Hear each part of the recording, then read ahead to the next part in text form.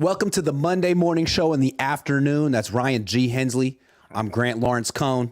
Thanks for joining us today. I just got back from Vegas like now, and I'm feeling super rested and healthy. Whenever I come back from Vegas, I feel like dirty, sick, dirty. Yeah. Like I feel like it's just so many people there, man. Anyway, good times. I'm not a fan of Vegas, to be honest. I feel like you got to really know what you're doing. Otherwise, you just kind of wander around and you don't get in places and you get pissed. Yeah. And to really know what you're doing, it's like you either know someone who can hook you up or you just blow a bunch of money and then try to get it back at the craps tables and blow more and then leave mad. Yeah. You usually leave with less money than you started, a lot of secondhand smoke in your lungs, a little hungover. Yeah.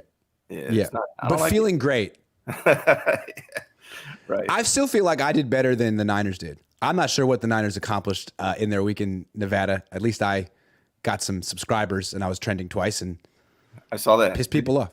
Did you gamble at all? Like zero gambling? No. None. I gave you $9.99 for the slots. I should have. Yeah. Nah. All right. What do you gamble at when you go to Vegas? What do you do?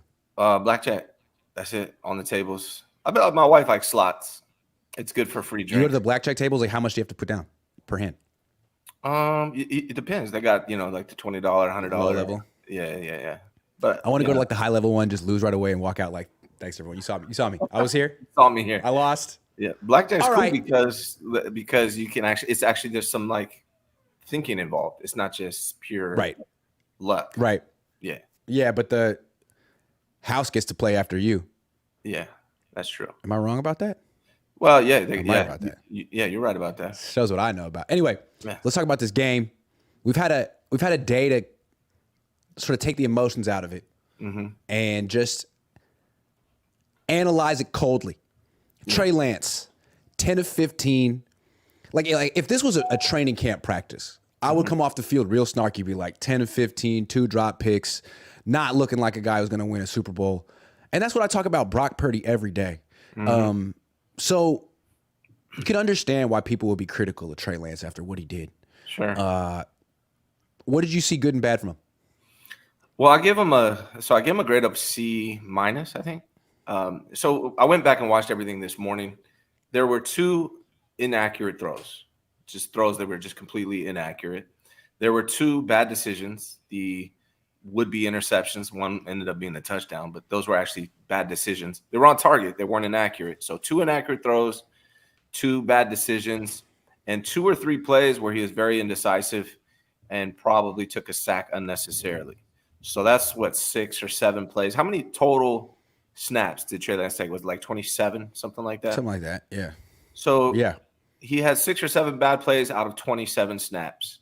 So it felt like when we were watching it, especially early off, he started off real shaky, and he looked nervous, and he probably was. And rusty.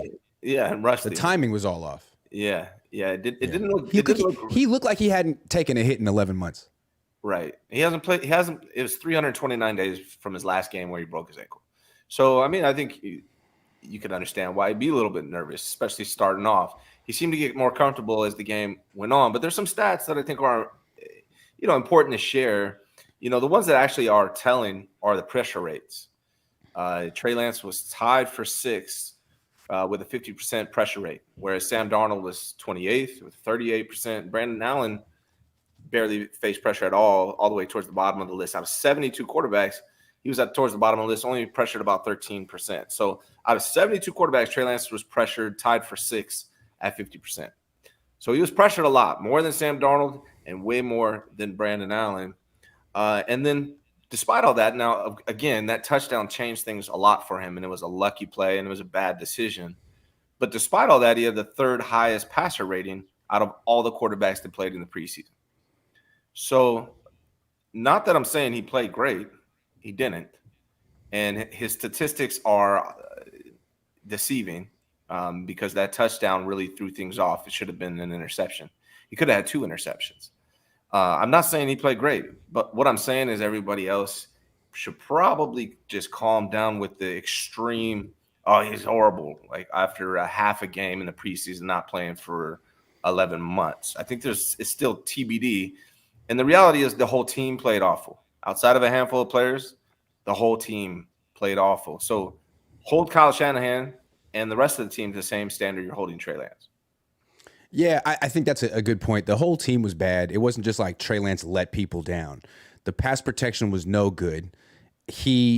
Receivers weren't necessarily getting open quickly, and Trey Lance looked not so good. He looked indecisive. He looked, you said, nervous. He looked rusty. You could tell he hadn't played in a long time. But I do kind of feel like there were some circumstances that were at play here. Like the first 3 drives were abysmal. 3 straight, 3 and outs. But if you look at the play calling, there was 1 run in those 9 plays. 1 run, 3 sacks, 9 plays, 3 and like. Usually you don't keep calling passes if a quarterback's getting sacked, especially in a preseason game, man. Like you could get hurt. Trey Lance broke his finger in a preseason game against the Raiders, and it ruined 2 years of his development, according to Kyle Shanahan. Right. So once Kyle Shanahan stopped doing that, and I still don't understand why. Like, did you script that?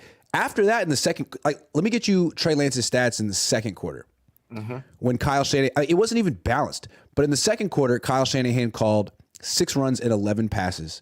And just with a little bit more balance, Lance goes 8 of 11. And I know he had a drop pick, but still, all of a sudden, he's moving the ball. His accuracy's coming through. And, like, did he have some bad decisions? Yes. That's probably a function of him not playing football in 11 months. And I think what's interesting is let's say Brock Purdy loses week 1 to Pittsburgh and struggles. You bet your butt you're going to hear about, Brock Purdy's first game back. It was his first game back. Yeah. Hey, you can't be. Well, what about Trey? It was his first game back. He was shaky in the first 3 drives. So was the whole offense. But in the second quarter, he settled down. It was 8 of 11.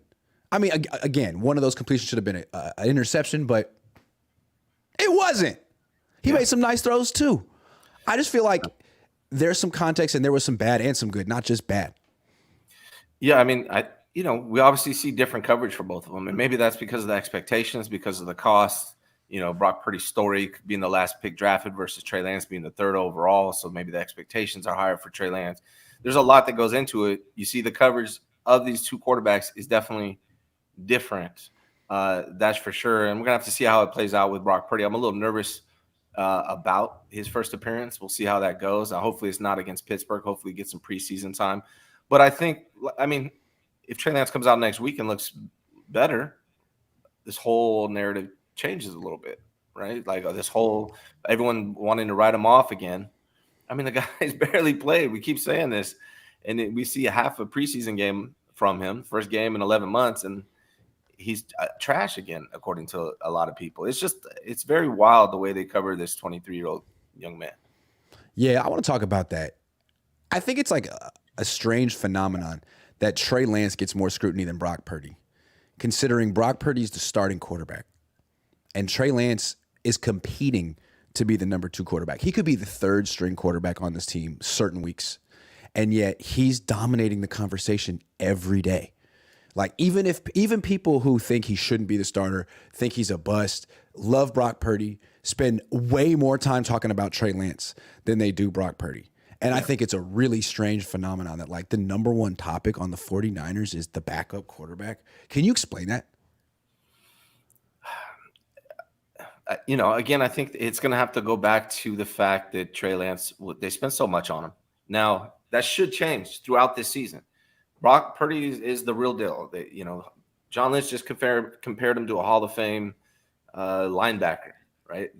He's going to be – he's the guy, right? Yeah. And so now that should change because this is the guy you have anointed, and he's QB1, and he's got to go out there and perform. I know it's going to change for me. My expectations the way I covered Brock last year were different because it was great, amazing story, surprise, overachiever type thing.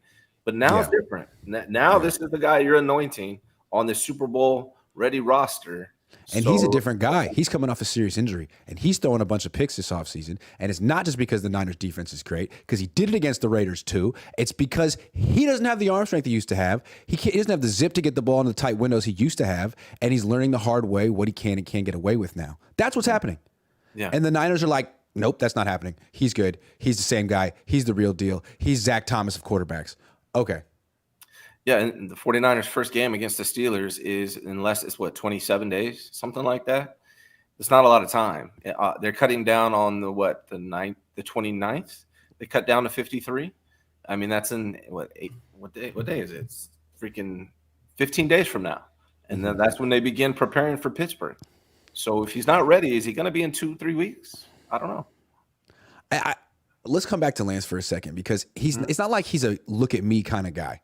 He's not calling attention to himself, and yet he's by far the biggest topic on a Super Bowl contending team. He's not even a starter. Yeah. And I've never seen anything like it. And it seems like most of the commentary is people burying him and saying he sucks, get him off the team, he's bad for the organization, he's a distraction. To me, it's like it's a really lazy analysis of the team. It's like saying the Niners are so good that let's just talk about one of their backups and crap on them. Because we know they're the greatest. We know Brock's good. We know they're going back to the Super Bowl this year. So, like, what's interesting to talk about? Other backup quarterback. Like, no, there are way bigger topics about the 49ers to talk about than who should be quarterback 2. Yeah. And if you're mad at Trey Lance as a quarterback, or you don't like Trey Lance as a quarterback, or you're mad that the 49ers spent all that draft capital on Trey Lance and you think he's a bust, you should be mad at Kyle Shanahan, not Trey Lance. He didn't draft himself. No. And that's the thing that doesn't make sense to me. He didn't trade up for himself. He didn't draft himself. And I think, yeah. I'm sorry. And the people that seem to despise Trey Lance as a quarterback the most are huge Kyle Shanahan fans. It seems to be that way. It doesn't really make sense to me. Kyle Shanahan is the reason why Trey Lance is here. If you don't like that he's here, you need to hold Kyle Shanahan accountable for that. Yeah, and like my dad tweeted today that he thinks the Niners should get rid of Trey. Like, all right, well, who's in charge of that decision? Kyle. Kyle's the reason Trey's here. He's the reason Trey came here, and he's the reason Trey's still here. Kyle doesn't know what to do. He's just doing nothing and sort of trying to make the media fill in the narrative for him. I think it's pretty clear that there's a green light from the 49ers to be as critical as Trey Lance as you want. Because look at all the people who just crush him. Everyone on the beat. And it's not being stopped. People on the beat who would normally be much more diplomatic and even-handed or delicate with players. Like, look how they talk about Brock Purdy. You can't talk about Brock Purdy like that. But you could say whatever the hell you want about Trey Lance, which is crazy because so Brock Purdy went to these joint practices, which Kyle Shanahan said are more meaningful than preseason. And he pooped the bed. 4 picks, 2 days against the Raiders defense while playing with McCaffrey and Debo and Ayuk. 4 picks, poops the bed.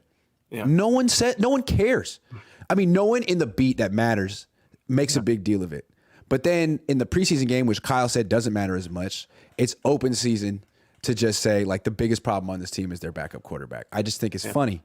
Yeah. I think it's funny. When Brock does the same exact thing while playing with all those all-pros in practice, people are like, it does. Nothing Brock does, Matt. He's not under scrutiny. Is it because of his contract? Is it because he's cheap? So, you know what? We got to be nice. Is it the more you make or the more you cost the team in draft picks, the more scrutiny you get? Is it that? Well, I think it's because of what they spend on Trey. It gets him more heavily criticized. What they've seen from Brock Purdy so far is nothing but wins in regular season games.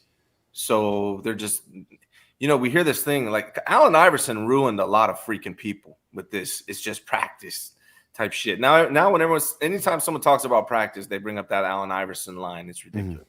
But people need to remember the Niners just didn't get their ass kicked yesterday. They got their ass kicked all week with the first team offense, first team defense, and QB1 got their ass kicked as well.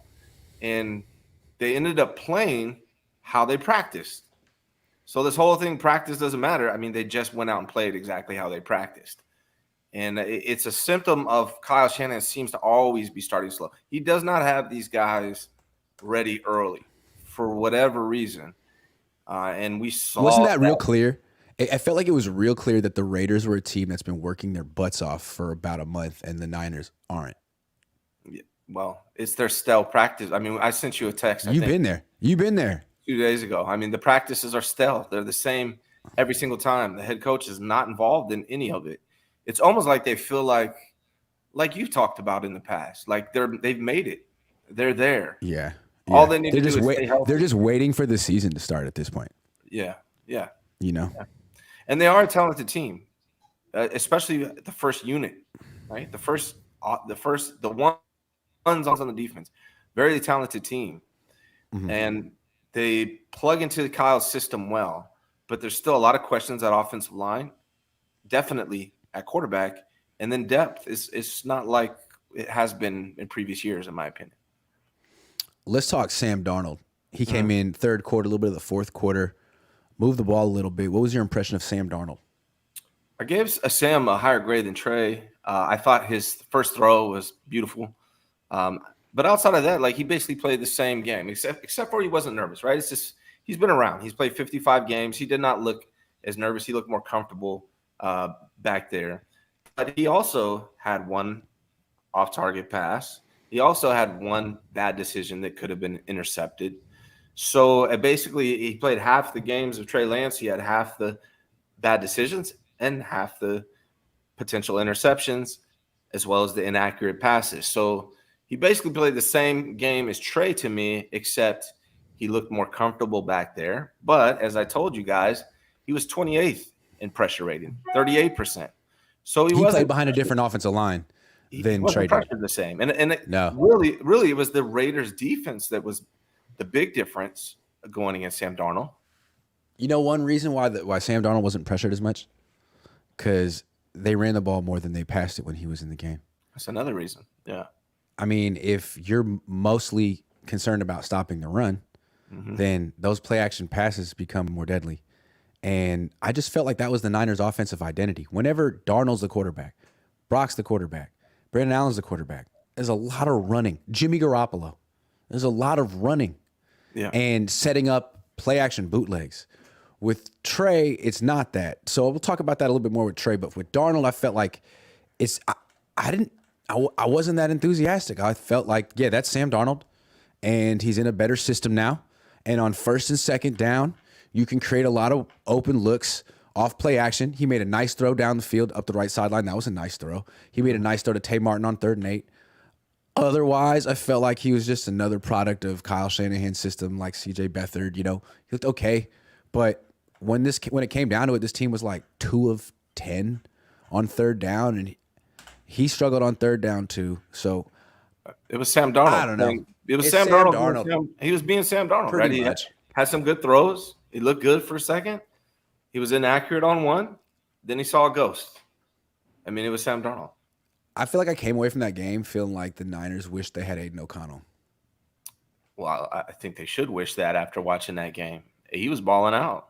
Yeah, Trey Lance's passer rating was, I forget it was the guy on the Giants, whoever it was. And then it was first. Second was Aiden O'Connell. Third was Trey Lance, out of all the quarterbacks that played in the preseason as far as passer rating. Yeah. We'll do one more topic, and then we'll take some super chats. This is interesting to me. I feel like Kyle Shanahan calls plays for Trey Lance differently than he calls them for other quarterbacks. And I think we saw it in this game. I alluded to it a minute ago, but like 9 runs, 9 handoffs, 8 dropbacks for Sam Darnold. That's very balanced. That's Kyle Shanahan that's how he calls plays. A little skewed toward the run. Sets up his quarterback for success. Trey Lance, 20 dropbacks, 7 handoffs, 4 sacks. That is very different. So it seems to me like Kyle has shown the ability to make quarterbacks look better than they are. And he did it, I want to say yesterday with Sam Darnold. He doesn't do that for Trey Lance. It seems to me like he's more trying to prove a point, maybe to his critics, and say, look, I'm not going to prop up Trey Lance, even though I could. And I have propped up Jimmy Garoppolo and all these other quarterbacks. I want you to see Lance the way I see him. I want you to understand why I'm not playing Trey Lance. So I'm going to not make the game really easy for him. He's going to get sacked 3 times in the first 3. I'm going to call. Did you know that he called 8 passes in the first 9 plays? Like, hey, Lance, I know you haven't played tackle football in 11 months, but go get him, buddy. When does that ever happen? Like throwing him to the wolves in a way that he never would ever do that for Brock Purdy or Sam Darnold. I can't help but notice a difference. Well, when has that ever happened? I don't remember ever them starting 8 with of 9. 8 of Like, 9. That's strange. did you script that, or did you just think of that on the spot? I don't understand it. Apparently, it was scripted, right? You usually scripts the first 24. That's what. I don't know if you do that for a preseason game, but like you look up and it's the second quarter and your quarterback's gotten sacked 3 times. Like, he could get hurt. And then finally in the second quarter, you're like, okay, I'll mix in a few runs here. And then Trey like gets somewhat of a rhythm. I don't know. Isn't that why would you have any of your quarterbacks practicing a pass first offense? Like, that's not your system anyway, right? Your system's a run first offense. Why would you even have him like doing that? And people are like, well, he needs the reps. Yeah, but he also needs like experience running the offense, not just throwing footballs, but like running the 49ers offense. And how many times that he's been in games has he actually ran the 49ers offense? Like once? Well, twice? I think part of the problem, Grant, is that I don't think Trey Lance is a good fit for Kyle Shanahan's offense. And I think Kyle Shanahan gets confused on how to use Trey Lance. He's not that guy. He's not that quick. Nope. He's not the drop, take 3 steps back and get rid of the ball. He's not that guy. And those were all the calls to start the game yesterday, right? Yeah. And that's what Kyle was trying to show us. He's not what I want. He's not what I need. I think people forget why Kyle drafted Trey Lance. After it happened, he went on podcast with Sean McVay after Sean McVay got Stafford, and he was like, man, I thought you were going to get Mac Jones. Like, why did you decide to get Trey Lance? And Shanahan said, well, I'm really intrigued sort of by the 11-on-11 football aspect of this. And if you remember when they were trying to get Trey Lance in the game as a rookie, it was a lot of quarterback-driven runs. And then last year, there were a lot of quarterback-driven runs. And then he broke his ankle. And I think Kyle Shanahan has written off Trey as a dual threat. I think he feels maybe he's lost some speed, or he didn't have the speed. And now they don't even run zone read. They don't really have quarterback-driven runs in the offense anymore. And he's having to play. It's like with the what happened to RG3. He got hurt, and then he tried to play quarterback without running in the Shanahan system, and it didn't work. And I feel like Kyle's just written them. They're different players with different injuries. Yeah. I just get the feeling that Kyle's like, man, it's not going to work for Trey. He's not a dual threat quarterback. He can't compete with these quarterbacks on their terms, and I'm not going to call runs for him anymore. So go out and give it your best shot, Trey. But I just don't think you're going to win. Well, I mean, he was never a dual threat quarterback, in my opinion. He should have never been a dual threat quarterback. In Kyle's eyes, he was. If you wanted a dual threat quarterback, you should have taken Justin Fields. That's the wrong. He's not the guy, right? Like, that's what I'm saying. Like, to me, Trey Lance was never a dual threat quarterback. Kyle thought he was, and he tried to use him that way, but that was never his strength. And people say, yes, he did it in college. Yes, at NDSU against guys that are not on his level. He was the best athlete on the field. And if you thought that would translate quarterback powers from NDSU to the NFL, that was a huge misevaluation by Kyle Shanahan. They should have drafted Mac Jones. He is more in place to what Brock Purdy does. He is more in place to what Jimmy Garoppolo does, what Kyle wants, right? Just would tell you, do what I say.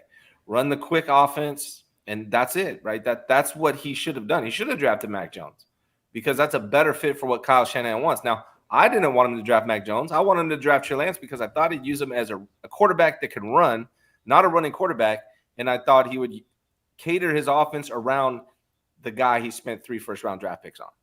He didn't. Let me give you a conspiracy theory. All right. Conspiracy theory as to why Kyle Shanahan is calling ridiculous play sequences for Trey Lance. All right. We assumed he's trying to pump up Trey Lance's trade value and move him. What if that's what John Lynch would want? What if John Lynch is like, hey, man, let's pump up his trade value, get this over with, and get a fourth and move on? Mm-hmm. And what if Kyle's like, no, I don't want to do that. I wanted this guy. And yeah, he's second or third in the depth chart now, but he's under contract next year too. I got time. I don't want to do that. Maybe in sabotaging Trey, it's like, no, I don't want to trade Trey. I don't want to start him either, but I want to keep him. Yeah. And I'm not going to let anyone in my organization sort of tempt me into trading him. So I'm going to call some tough play sequences for Trey. He's not going to necessarily light it up the way he could if I made it easier on him, but he'll get better practice. I'll praise him privately. And he did say after the game, like, that the touchdown pass that should have been the interception. He's like, I like that. I like that decision. Like, it was aggressive. It was the last read in the progression. Like, what he was basically saying was, he probably wouldn't have even tried that last year. And the fact that he's trying it now is a step forward, and maybe next time he'll get it out quicker and actually complete the pass. But maybe Kyle, in his way, is keeping Trey here. Is that possible? I'm trying to give Kyle the benefit of the doubt here and say he's not trying to sabotage. I guess it's possible. I would love if that was true. Right. I don't know if it's that or just incompetence. Because it seems to me like you look at how Kyle called plays for Sam. If he had done that for Trey from the get-go, there's a chance that Trey really does ball out. And not just in Kyle's opinion, but in everyone's opinion. Because Kyle seemed pretty positive about Trey after the game, surprisingly. But no one else was. If he had set him up for success, maybe the Niners, John Lynch, someone's like, okay, we just got to go. He's on the trade block. We just got a good offer. Now's the time. Everyone's talking about this for months, that Trey could potentially get traded after the joint practices with the Raiders. Well, he didn't even practice on Friday in Nevada. Yeah. And then Kyle Shanahan called a very strange. Maybe Kyle secretly is like us, and he's like, you know what? Trey's going to get his chance. Not yet, of course, but he's going to get his chance, and don't write him off yet. Is that possible? Maybe it's possible. I think it's possible. I mean, you got to look at motivation whenever you do these things, right? If Trey fails, how does that make Kyle Shanahan look? Really bad. Terrible. And isn't Kyle the kind of guy who could come into a meeting on the next day and be like, you know what? Trey played well yesterday. Hot take. Trey played well. Yeah. I'm the head coach, and I actually liked what he did. I thought his process was pretty good. He was aggressive. If you're going to throw, picks, passes that are nearly picked, do it in preseason. Learn from it. That's what people say about Brock when he throws near picks in practice, right? Like, hey, that's the time to do it. Maybe Kyle just came in surprisingly positive today about Trey and was like, you know what? No, I liked it. I'm encouraged. He's moving the right direction. I don't know. Maybe I'm wrong. I would like to hope that that's true. I don't know if it is, but I would like to hope that that's the case. Because maybe from Kyle's perspective, Brock's the leader in the clubhouse and he's the real deal and yada yada yada. You could say all that stuff, but realistically, he's probably not going to make it through the whole season because Kyle did not draft Brock Purdy. Kyle drafted Trey Lance, right? Yeah. Brock Purdy was a result of the scouting department. Yeah, it's true. So Brock Purdy's success doesn't help Kyle Shanahan's reputation as somebody that can find a quarterback and develop him. Trey Lance's success would, and that's the one knock that everyone has on Kyle right now. So that backs your theory. Also, Kyle's defensive when it comes to quarterbacks getting injured. It's not his fault. Mm-hmm. But at the same, that's publicly. I feel like maybe privately he acknowledges he doesn't do very much to keep his quarterbacks healthy. He puts his tight ends in pass protection against DNs. He doesn't really invest in offensive line. And so maybe just privately he's like, I need Trey. Not yet, but I'm gonna need Trey. And I can't even say that because it's kind of a morbid thing to say that Brock's probably gonna get hurt, but Brock's probably gonna get hurt, and that's not even Brock's fault. It's Kyle's fault. Yeah, and I think he knows it. It's just look at the last 6 seasons under Kyle Shanahan. That's what happens. So it's what happens. It's what happens. It's what happens at running back too, and he's stocked at running back as well. I think he knows this. Well, yeah, that's why he went out and got Sam Darnold. Right? He needs all these quarterbacks. He needs bodies. If he's smart, he keeps all three. The smart move would have been to just beef up the offensive line, but his ego wouldn't let him do that. His pride wouldn't let him do that. So he went the opposite direction. He just brought in a lot of quarterbacks, and I think that strategy makes sense to him. It may not make sense to Trey Lance. I asked Trey Lance after the game. I was like, in the offseason, you said all you wanted was a chance to compete. Given the way the offseason has unfolded, do you feel you've gotten that? He didn't answer. Well, what was interesting was his answer was essentially, I'm just sort of it wasn't an answer. Focus on the opportunities I get, but his body language. Go back and watch. What he does when he starts talking is this. Shaking his head. He goes, man, I'm just big time head shake. And I feel like that's subconscious. You know what I mean?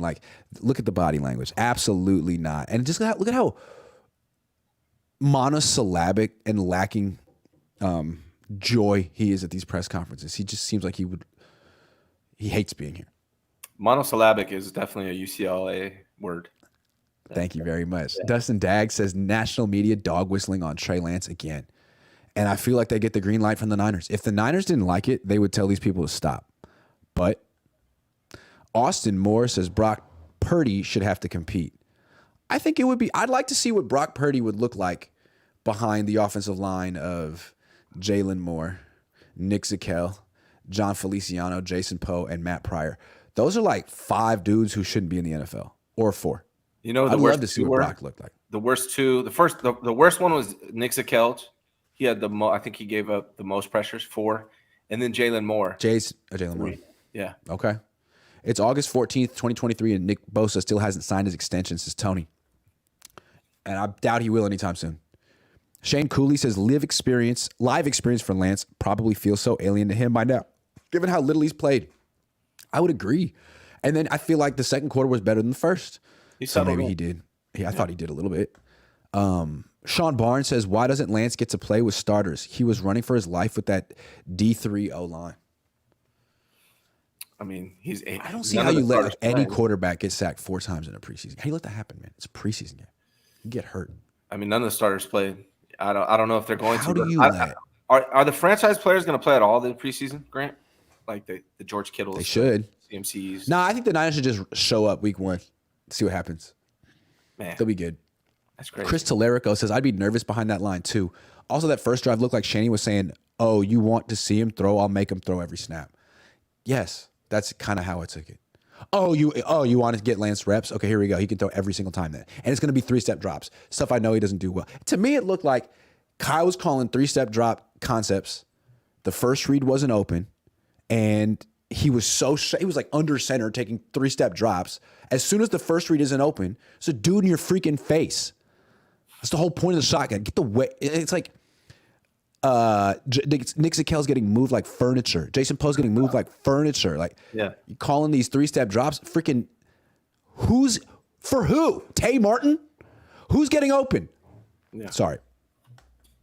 Drew says if they're not playing Purdy, why not give Trey the entire preseason games? That way he gets better through much needed reps. I think that makes sense too. What the hell did Brandon Allen need to play? And also Sam Darnold, why? You just need one backup quarterback.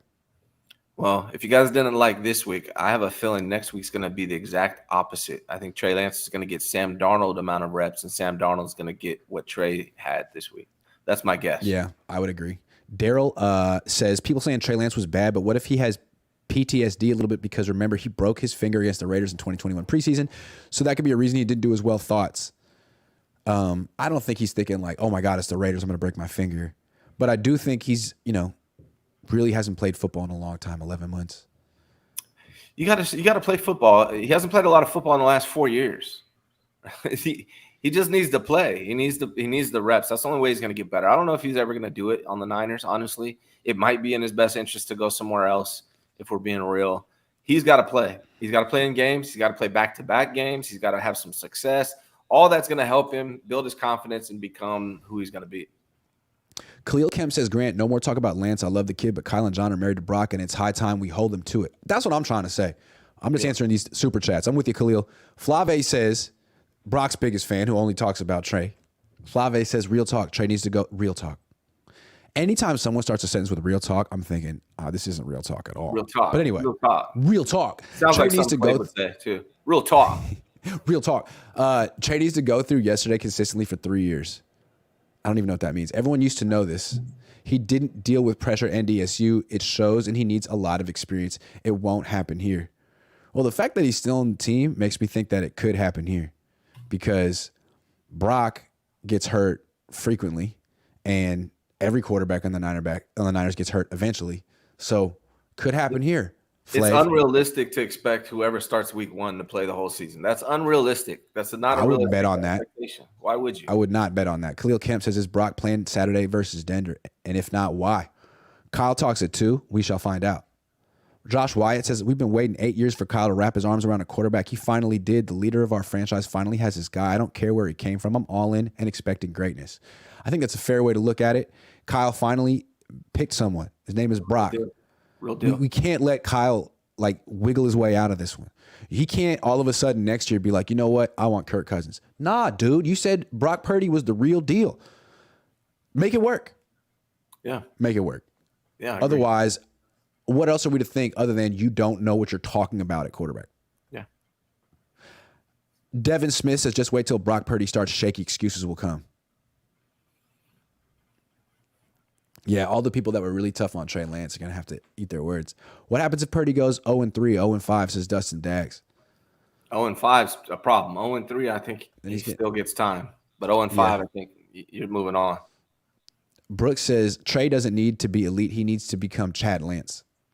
Chad honestly. Lance.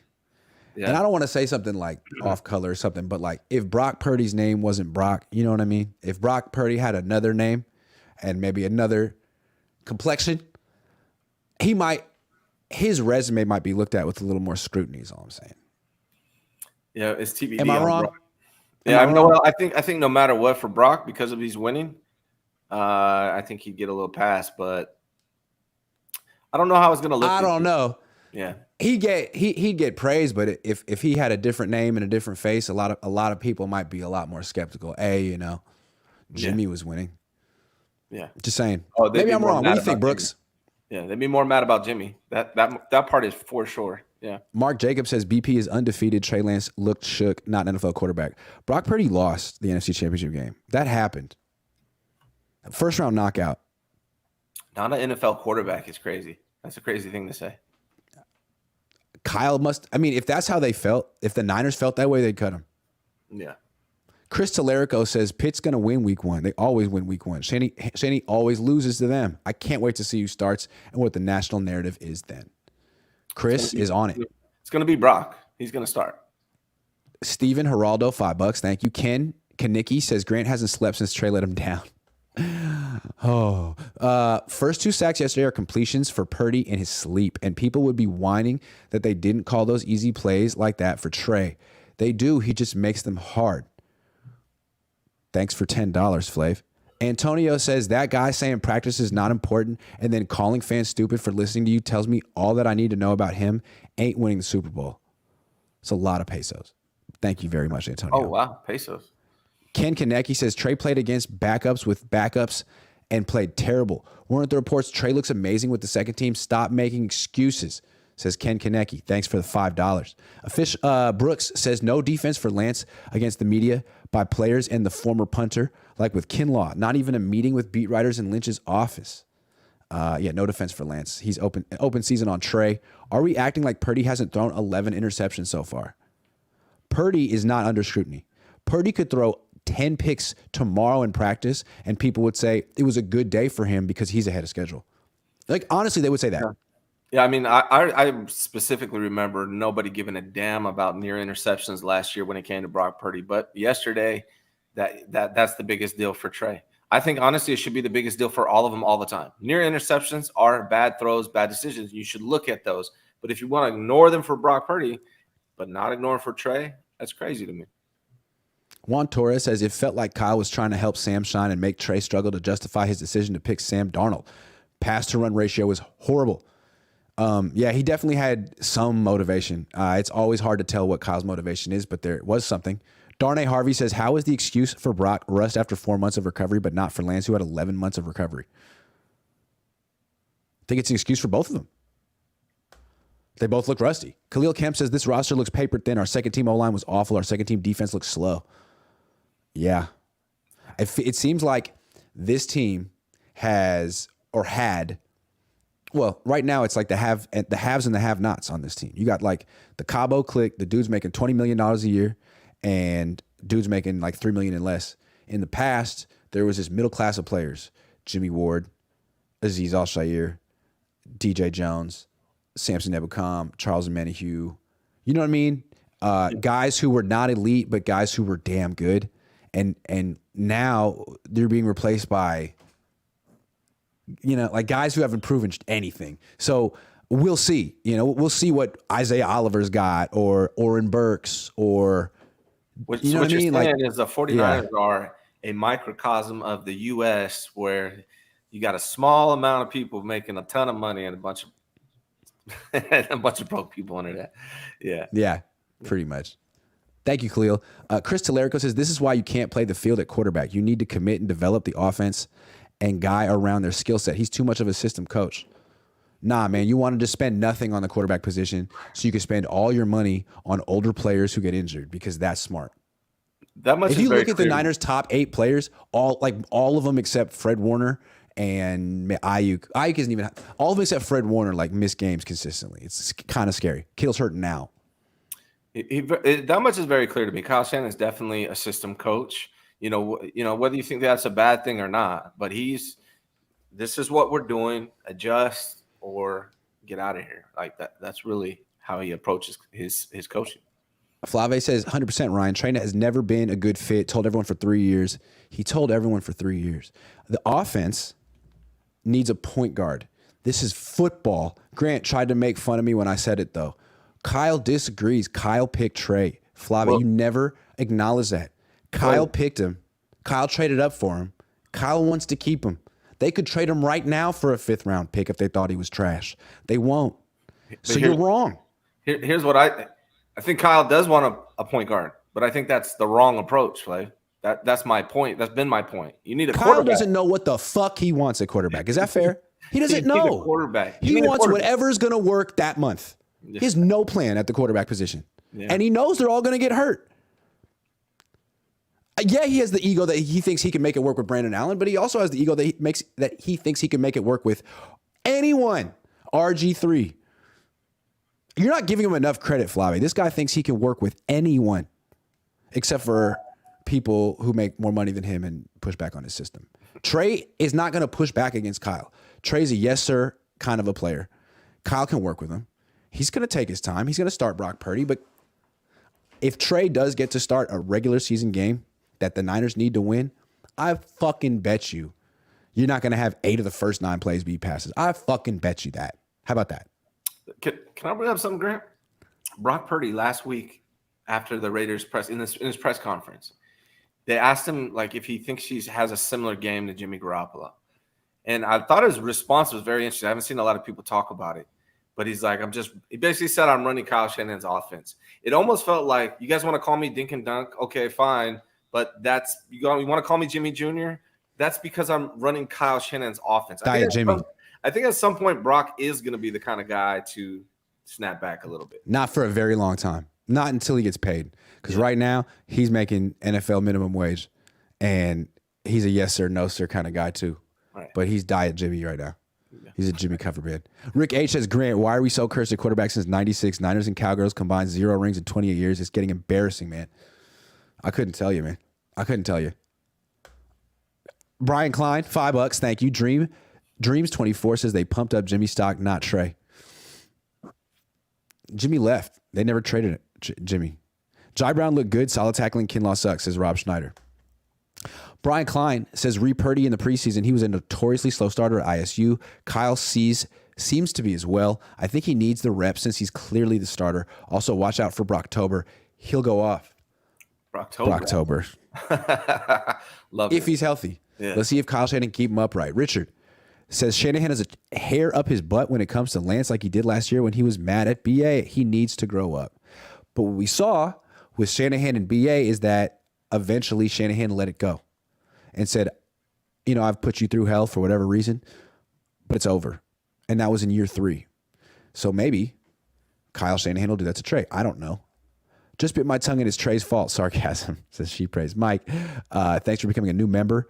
DeVowleys, William Bonnet, it looked like they wouldn't have started at NDSU. O-line looked like they wouldn't have started at NDSU. Yeah, they sucked. Derek K says Niners are putting too much pressure on Purdy with their Lance hate. Can he live up to these expectations? Purdy, 2 picks, week 1 confirmed. Yeah, they are putting a lot of pressure on Purdy. D Wood, 7300 block, says Trey needs to get his head around faster on throws. Thoughts on Jair Brown? He looks solid. I thought he looked solid. Derek K says, if Purdy is the real deal, why didn't he play until Lance and Jimmy had season-ending injuries? Because Kyle Shanahan wouldn't know the real deal if it was staring him in the face. Sorry. How small is Kyle's leash if he doesn't make the Super Bowl? He's a lifetime contract, unofficially. The Niners love him. Rich with the band says Oliver looked bad yesterday to be the starting nickel. He got cooked by backups. I'm concerned. I want to ask you about that, Grant. Kyle said he's not going to play any of the starters. We assume that Oliver would be the starting nickel, but he started in the preseason. He looked bad. Sam Womack didn't have the best game either. Who's the starting nickel? It's going to be Oliver because they paid him, but I don't think he's an upgrade over Jimmy Ward. I think No. they downgraded at nickel. I think they downgraded at Sam linebacker. I think they downgraded at D end opposite Bosa. So that's 3 spots on the defense. They downgraded at right tackle somehow. That's 4 spots on the team. Other than that, great team.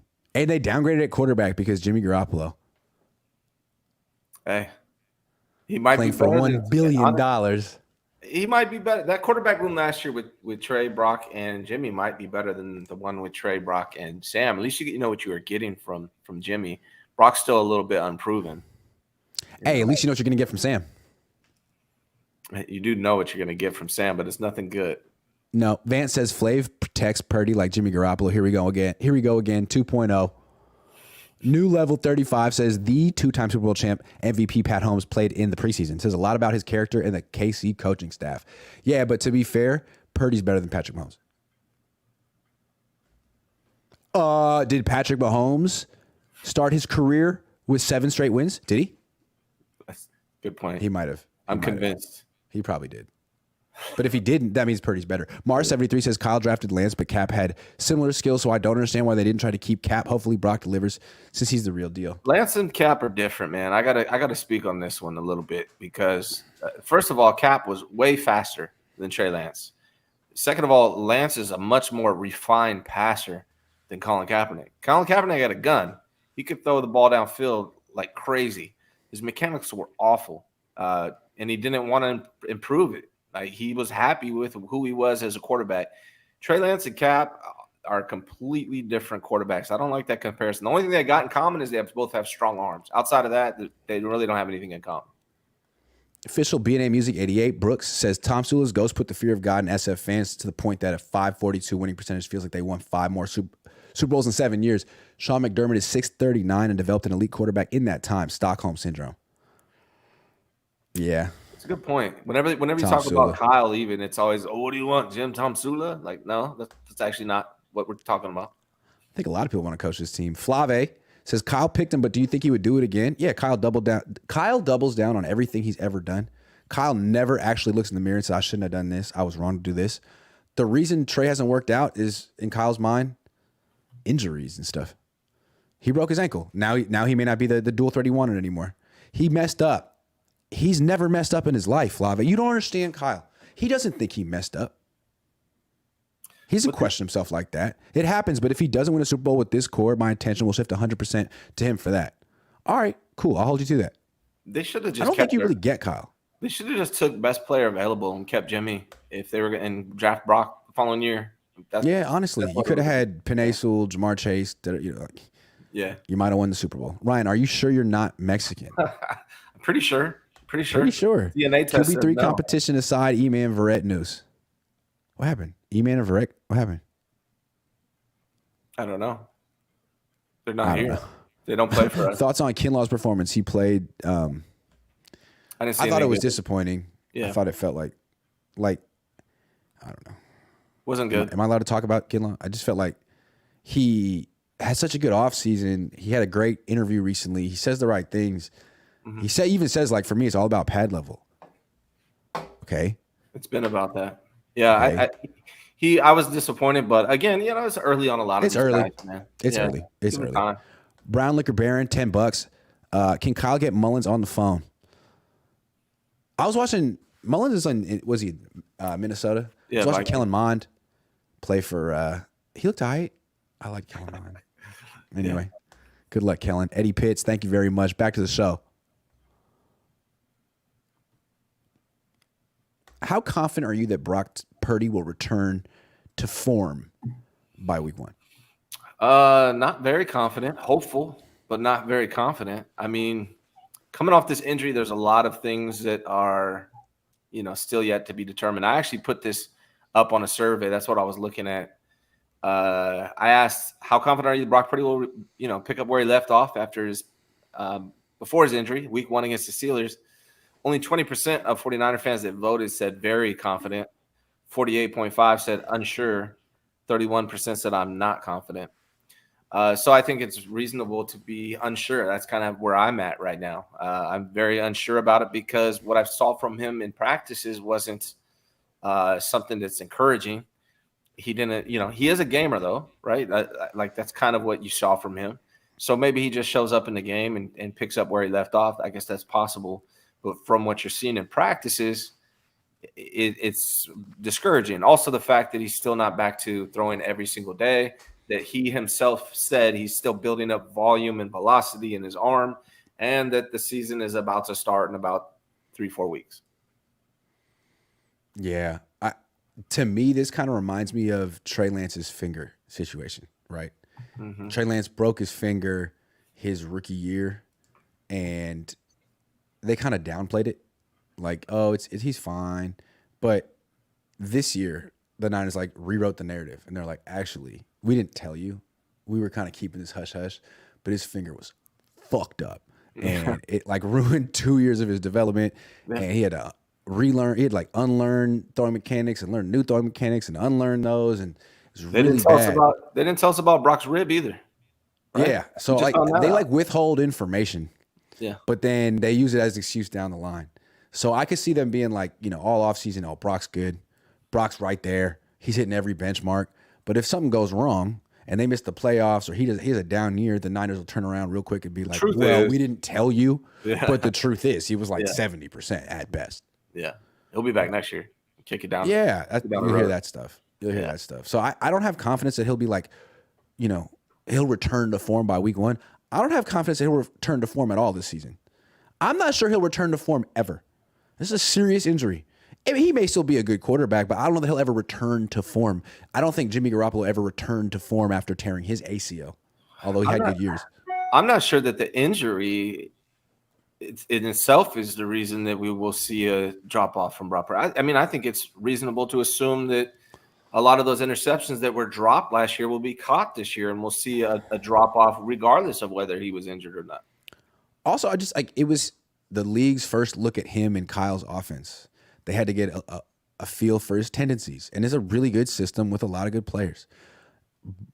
But there's a quarterback like that in Miami who's left-handed. Tua. Very similar offense, a lot of talent around him. Yeah. And he started the season 8-1 last year. And that one loss was the game that he got hurt in. Like very Brock Purdy-esque. Mm-hmm. And then he played the Niners, and they kind of like showed teams what to do. And then he lost 4 in a row. So that happened. Like he went from being unstoppable to very stoppable in the same season after like 10 starts. So I'm curious to see if that happens with Brock too. Is he the right-handed Tua in a similar system? Tua has been my comp for Brock for about 4 months now. That's what he reminds me of. Yeah, I would have to say so. And I think Tua has a better deep ball than Brock. Yeah, I mean, and the other thing is they're going against the Steelers at home in Pittsburgh, or Pittsburgh's home. They're going against the Steelers, who always start hot. Tomlin knows how to get his guys ready from the jump. They're going to be in Pittsburgh on the road. I'm not confident in week 1. If I had to bet money right now, based on everything I've seen and known, I would bet that's a loss for the 49ers. Yeah, I would have to agree. NG49 says, people worrying about the almost a pick plays. Wait till Brock gets in there. He almost threw 10 picks in 8 games. It's about Brock now, not Lance. Thank you, NG49. Brown Liquor Baron says, I guess everyone does post-game analysis in empty stadiums now. How original. Give Trey time to get better with reps.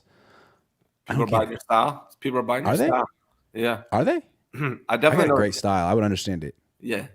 People are biting your style. Hardcore. Yeah. It's all right. It's okay. I'll allow it. Makes Kenny sense. Asplin, as long Kenny. It was funny. Someone said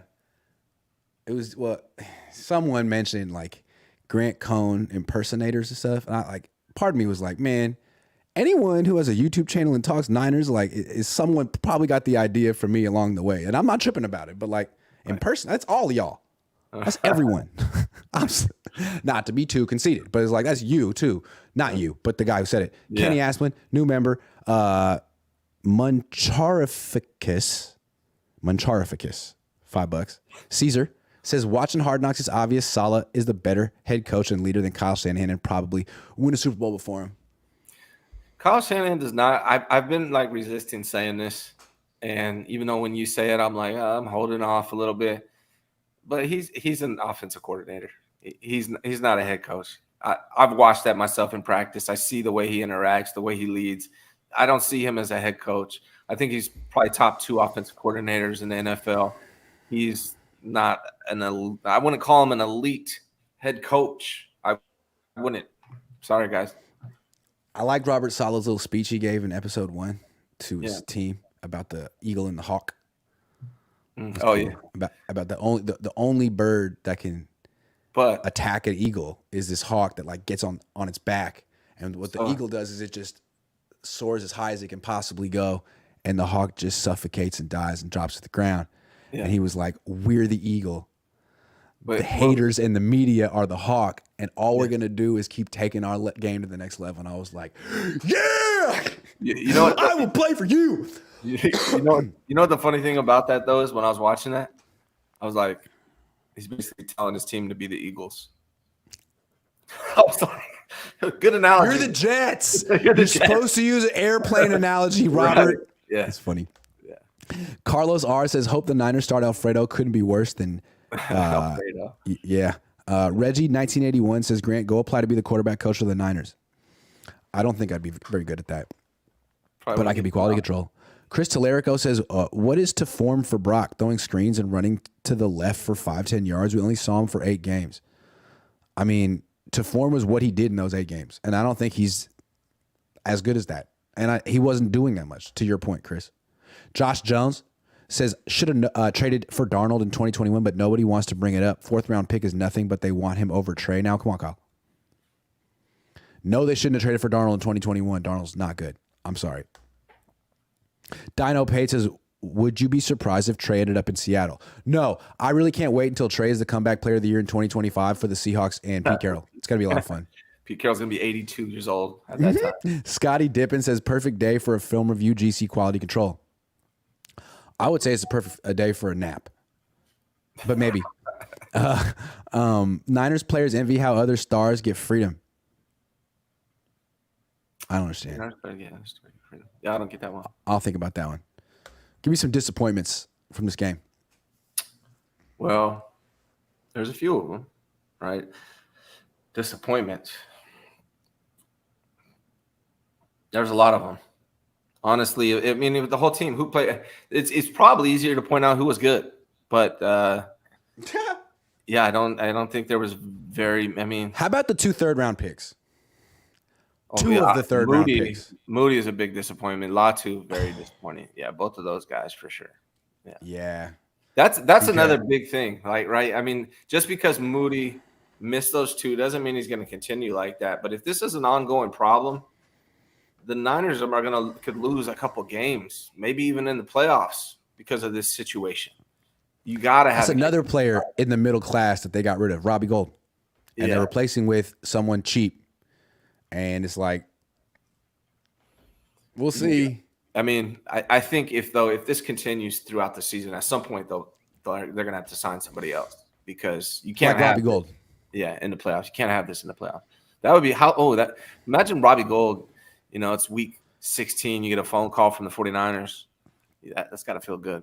I just think it's fun. Yeah, that is funny that the Niners miss in the 3rd round so much, and what they do is they draft for need and they reach a lot. They drafted a kicker for need and a blocking tight end for need. Like Latu should have been a 5th round pick. Maybe Moody was gonna go around there, but like both need picks. And probably in a year or 2, we're gonna look at that draft order and look at some studs that the Niners missed because they needed a blocking tight end and a cheaper kicker than Robbie Gould, who makes like $5 million a year. Another disappointment is Isaiah Oliver. I really thought he was the guy coming in right, especially picked by Steve Wilks to come over here and play the nickel. And he looked like trash yesterday, really bad. So that's disappointing. I was expecting him to be one of the guys. He was not that guy yesterday, unfortunately. No. How about the whole 49ers team in the scrimmages against the Raiders? Disappointing. They got spanked. all the ones, defense, offense, by multiple people that were there, not just you telling me that, by a lot of people that were there telling me that the Niners got manhandled throughout the week. That to me is like, does that mean that they're not that good or the Raiders are better? Like that to me means more like, nah, I think they just probably didn't take the trip seriously. They weren't ready. Like were they on the Strip? Were they at the Cosmo? I don't know. But the effort that they put forth in Nevada for a week makes you feel like they didn't care. Yeah. They didn't care. Now it's disappointing. Their effort. We're thinking they're going to be making a run for the number 1 seed. Doesn't look like it, at least yet. And then the depth in general. Like, where did it go? Oh, it's gone. I can't afford it anymore because they're paying huge money for Fred Warner, Javon Hargrave, Eric Armstead, Trevarius Ward, Trent Williams, Juszczyk, Kittle, Debo, soon to be Bosa. Worse? Is that going to get better or worse when Bosa signs for $35 million a year? Worse. It's going to be this is a very top heavy team. And I feel like in 2019 it was deep. Yeah. Now it's not. And so when all their dudes are healthy, they're going to be tough to beat. But what if McCaffrey goes down? What if Debo goes down? What if Trent Williams goes down? These are guys who miss games. There was a season 2 years ago, McCaffrey played 3 games. Or Kittle. What happens? Yeah. Kittle, he's hurt now. Yeah. They don't have any other tight ends on the team except for Ross Dwelly, who's great. Other than him, they don't have anyone. Yeah, I'm nervous making that touchdown catch. I'm nervous about this season. I feel like the window has closed further, right? It's been shutting, and it's almost closed. Like it feels like that to me. And I'm also very nervous about this quarterback. It is entirely possible that there's not one quarterback on this team that is worth a damn and can never win you a Super Bowl. That's entirely possible. I know a lot of people want to be positive about it, and I do too. Well, I'm hopeful, but it's entirely possible that not one of these quarterbacks works out, and that there's like all these assumptions that like these unproven youngsters will step in and be really good role players, like the guys they're replacing. Like Marcelino McCrary Ball is going to just be the next Aziz, when Aziz was a really good player. Drake Jackson. Yeah, I like him, but it's one thing to like the potential of a young guy. It's another thing to be like, that guy's going to fill Aziz's shoes now. Drake Jackson. Like, are you really going to fill Samson Ebekam's shoes now? We'll see. Colton Kivitz. Like, he's got a lot to prove. Brock Purdy's got a lot to prove over a full season. We'll see. Yeah. Jake freaking Moody. All right, last thing, and then we're out. Yeah. Is it unfair of Kyle Shanahan and John Lynch to call Brock Purdy the real deal? Are they putting too much pressure on him? I mean, I think the thing about Brock, though, is I don't think he gives a shit about any of that. That's what I like about Brock. I think Brock's gonna Brock regardless, right? But I think it's unfair to the fans to call Brock Purdy the real deal and give the fans that high expectation before it's played out, because you're setting us up for disappointment if it doesn't work out, right? If Brock Purdy's not the real deal, you just told us he was the real deal. You signed Jimmy Garoppolo to make the most money a quarterback was making in the NFL at the time. You drafted Trey Lance with 3 draft picks. You told us Brock Purdy's the real deal. If this doesn't work out, you're setting us up for disappointment as fans. I think Brock is going to Brock regardless. That's what I like about him. But I do think it's unfair to the fan base. I feel like if any other coach on any other team in any other market said this, hey, I know we spent 3 first-round picks on this guy with the 3rd pick, and we didn't really play him much, and now we're pivoting to the last pick in the draft, who had a good 2 months, and we're going to call him the real deal, even though he's 6 feet tall and has the weakest arm of any starting quarterback in the league. Like, most fan bases would say, what are you talking about? Like, this is not what I want to hear. This is the worst day of my life as a fan. But Kyle has so much trust, and like, fans really believe that he's the biggest genius, and if he decides it, if he assesses it, it's the way it is. So I think this has a potential to sort of hurt his credibility. Yeah. Everyone's taking it and okay, sure, he says it. If he comes back to earth and really isn't the real deal and is just sort of a high-level backup who never makes a lot of money in the NFL, people aren't going to forget that Kyle said this. I won't. Oh, dude, if he has a bad game in the first 2-3 weeks, you're going to see headlines, the real deal, ? Like he's setting him up. That's very it's a lofty thing to say, and he's setting Brock Purdy up for scrutiny from the fan base and the media, and it's also setting the fan base up for disappointment. I think it's a little premature. I think Kyle's setting himself up for scrutiny. Like, as well, it's not necessarily like just because he says Brock Purdy's the real deal, that doesn't make Brock Purdy the real deal. Like, Brock will prove that one way or another. But you said it after 8 starts, a surgery, and like 2 or 3 off-season practices. Like, you could have just not said that. right? Could have thought it.